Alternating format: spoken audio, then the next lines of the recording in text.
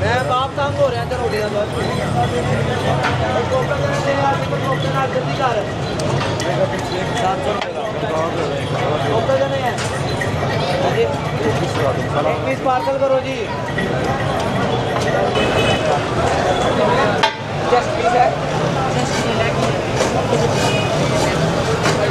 रोटियाँ खत्म हो रही है ना सामने